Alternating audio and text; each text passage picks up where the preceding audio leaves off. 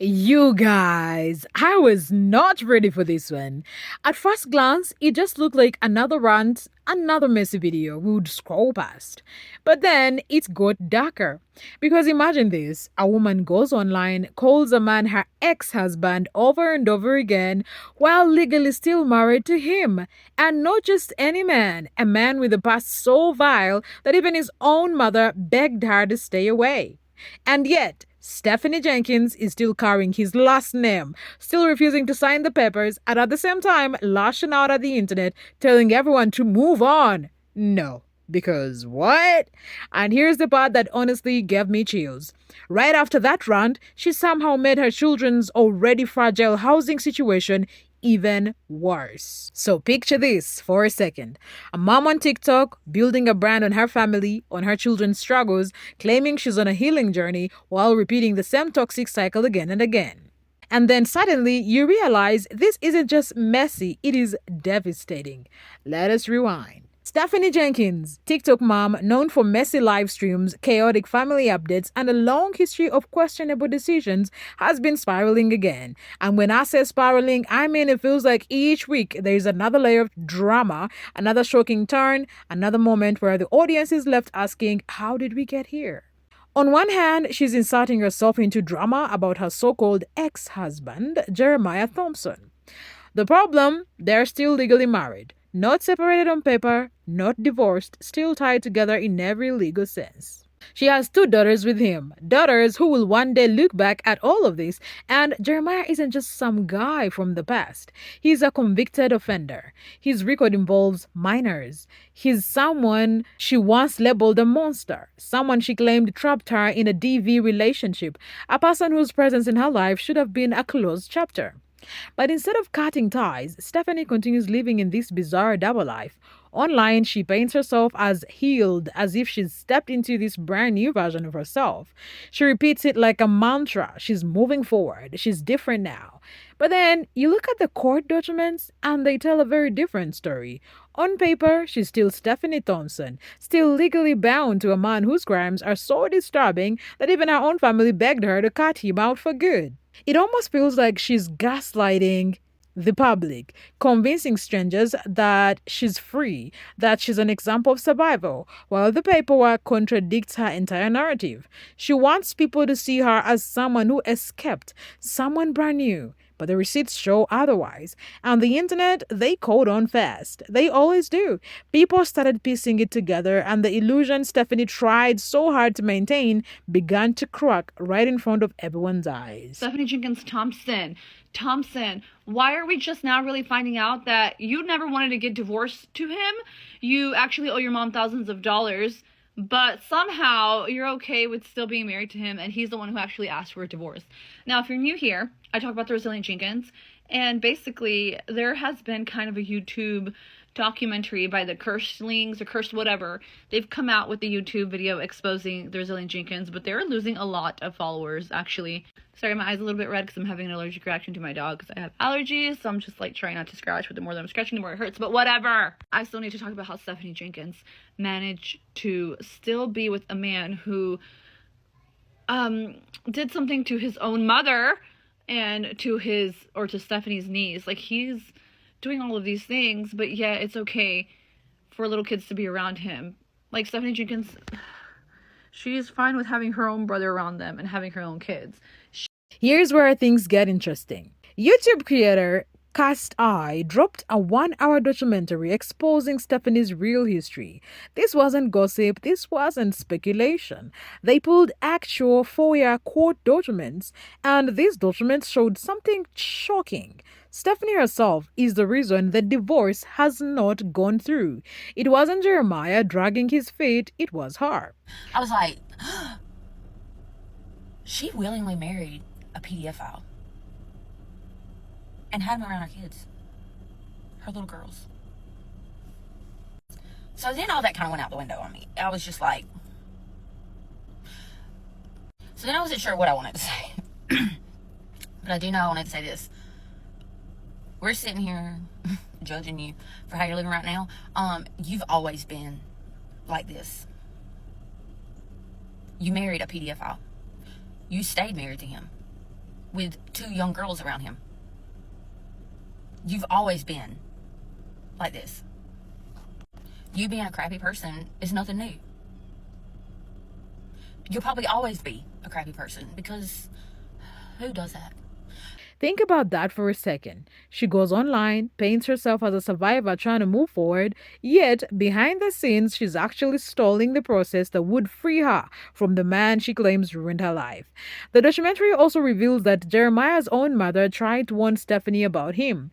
She told her what kind of man he really was. Even Stephanie's own mother tried to intervene, but Stephanie did not listen. She ignored them all. She chose him. She married him. She had 2 daughters with him. And here's the part that makes your stomach turn. She knew about his record. She knew he was already a registered offender. She knew there were minors involved, and still, she decided it wasn't a big deal. She turned a deaf ear to every warning. Stephanie had 2 children with Jeremiah, knowing his criminal history. Who in their right mind would lay down and have children 2 times with a person who has been to jail for being a PDF file? Stephanie. And then their children became victims to their own father. I will never stop talking about this. CPS had to tell Stephanie that if she did not leave Jeremiah, that she would also get her children taken away from her. So with that being said, CPS did have to force Stephanie to leave her husband. And no, she is not divorcing him. When Stephanie popped up in a casual cleaning video ranting about her ex-husband, yeah, the internet wasn't buying it. And this is where everything shifts. This is the turning point where the tone of her rant goes from defensive to almost unhinged. In her rant, Stephanie claimed she only wanted to address it real quick because people keep bringing up her past. She tried to sound casual, like it wasn't worth her time, but it wasn't worth her time. Why even mention it if it was? That's the first crack you notice. She said she's healing, repeating it like a shield she could hide behind. She insisted people were not there, so they can't claim to know what really happened. Real quick, because you're not going to catch me giving any attention to supposedly like my ex and his mom popping up saying some shit. Yeah, that's their deal. I'm not going to give y'all any attention to that. What I am going to say is that, y'all, I'm working on being a healed person, and y'all keep trying to bring up my past like that is still me, and it's not me. You can say you supposedly knew the person I was and the decisions I made, but bitch, you were not there, so I'm not sure how you can even claim that. And why anyone would put value in the words of someone who's literally rotting in prison for what my ex is rotting in there for, like, yeah, y'all next level fucking weird and crazy. And I could give a flying fart what his mom has to say. She has not shit to do with my life. She never did. And that's the last you're gonna hear me say about that shit unless I decide to write a freaking book about my life. And at that point, then you can read my book, alright? Cool. Honestly, I really be trying not to give these haters too much attention, but every now and again, I gotta shut some shit down. But when it comes down to it, you can sit there and be like, she married this, and Stephanie was this, and was that. Y'all can be stuck in my past. Well, meanwhile, I'm going forward in my own life. You know what I mean? I'm gonna keep going forward. Alright? Thanks for watching. Bye-bye now. Almost as if she believed saying it out loud enough times would erase the documents, the testimonies, the years of warnings. But then she slipped, and you could almost feel it. She dismissed Jeremiah's mother as irrelevant, brushing off a woman who lived through her own trauma and tried desperately to protect her grandchildren.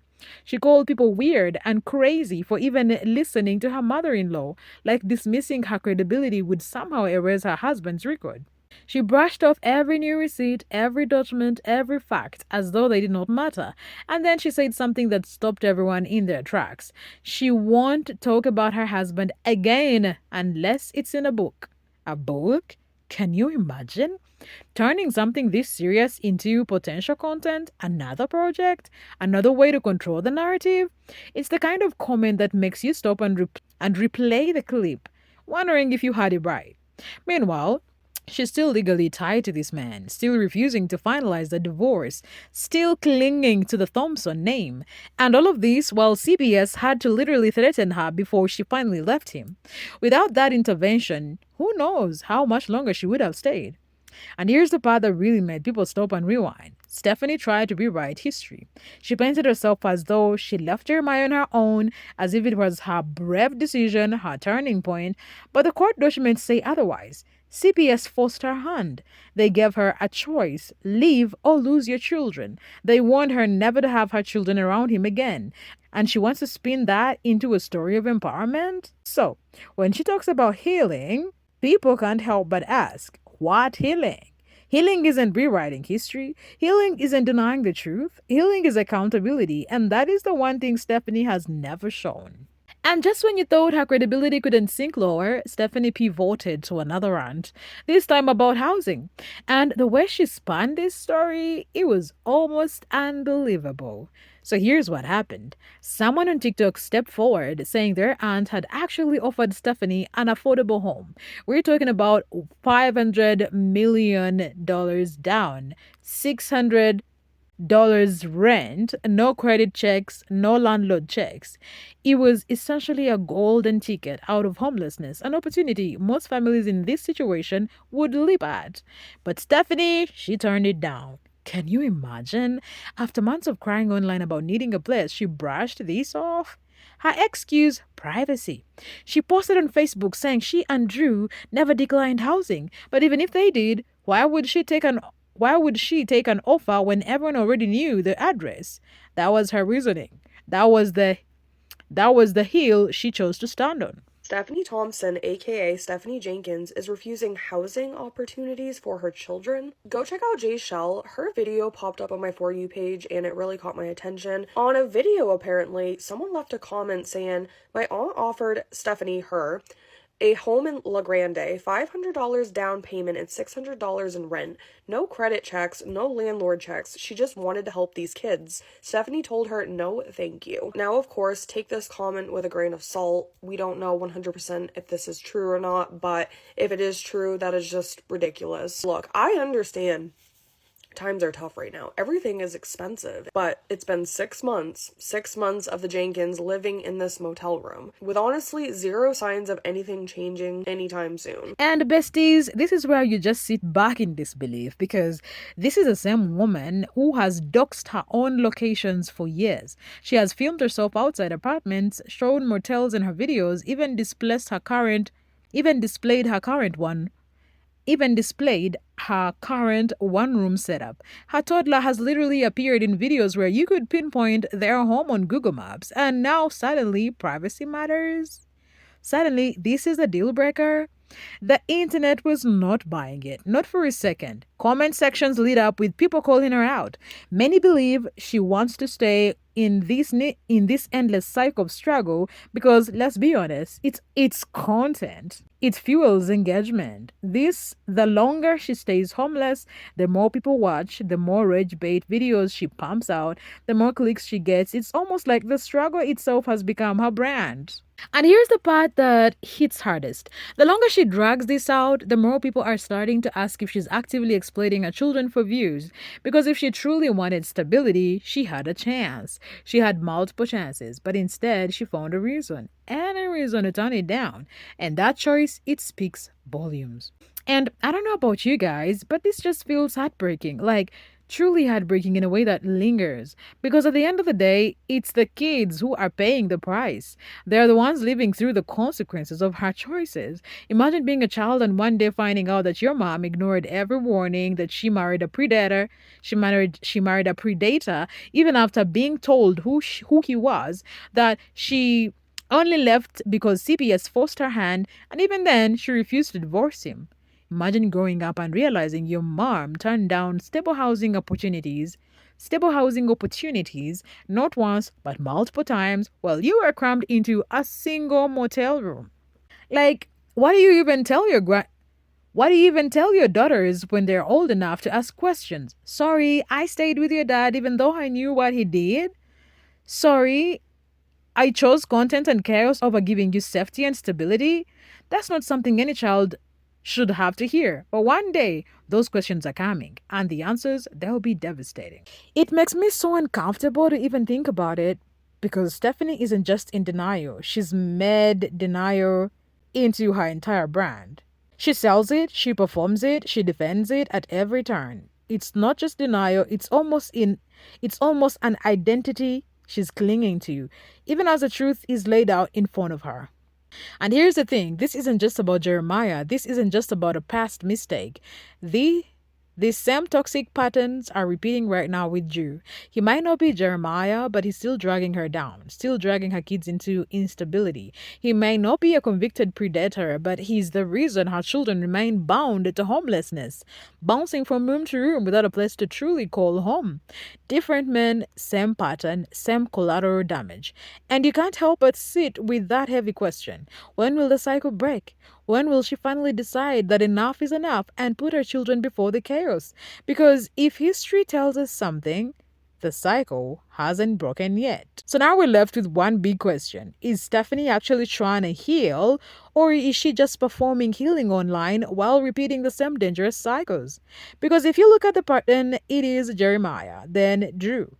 First, a convicted predator, now a man who can't even provide housing. And every single time, it's the children caught in the crossfire. And honestly, I don't even know how to feel about this one. What do you guys think? Because this might be one of the weirdest, wildest stories I've seen from her yet. Do you think she'll ever divorce Jeremiah? Do you think she's actually turned down housing to keep the storyline going? Do you think her entire platform now relies on chaos more than change? Let me know in the comments because I am still processing this.